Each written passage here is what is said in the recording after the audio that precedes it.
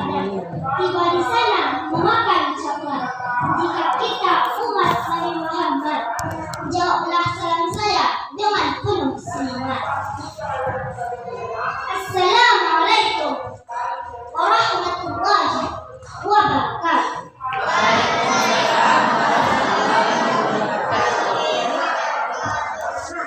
Alhamdulillahirabbil alamin, wassalatu wassalamu ala asrofil anbiya'i wal mursalin wa ala alihi wa ashabihi ajma'in. Amma ba'du.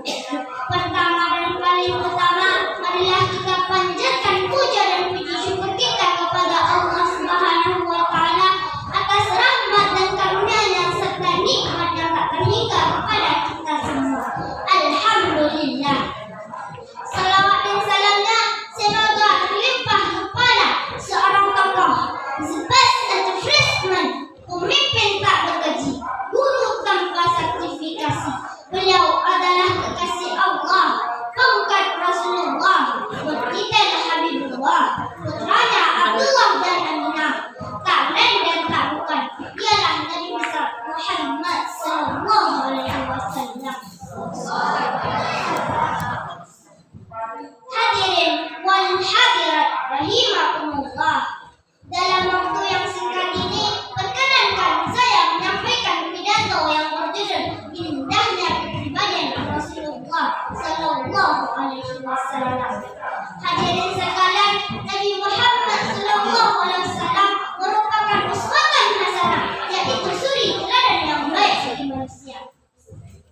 Allah Subhanahu wa taala berfirman dalam Quran surat Al-Azab ayat 21 yang berbunyi, Bismillahirrahmanirrahim.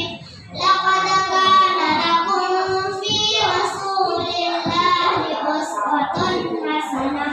Yang artinya, sesungguhnya telah ada pada diri Rasulullah itu suri teladan yang baik bagimu, yaitu bagi orang-orang yang mengharapkan rahmat Allah. Ayat tersebut menunjukkan bahwa Rasulullah sallallahu alaihi wasallam merupakan teladan yang baik. Beliau merupakan satu-satunya yang patut dijadikan contoh. Seluruh umat akhir zaman, seluruh perbuatan, perkataan dan ketetapan beliau selalu benar dan dibenarkan oleh Allah Subhanahu wa taala.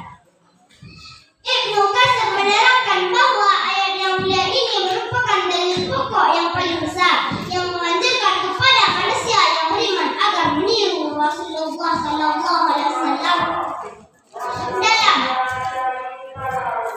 dalam semua ucapan, perbuatan dan sifat kerjanya. Karena itulah Allah Subhanahu wa taala memerintahkan kepada kaum mukmin agar meniru Rasulullah sallallahu alaihi wasallam dalam hal kesabaran, keteguhan hati, kesiagaan dan perjuangannya, serta tetap mentaati jalan keluar dari Allah Subhanahu wa taala. Salawat dan salamnya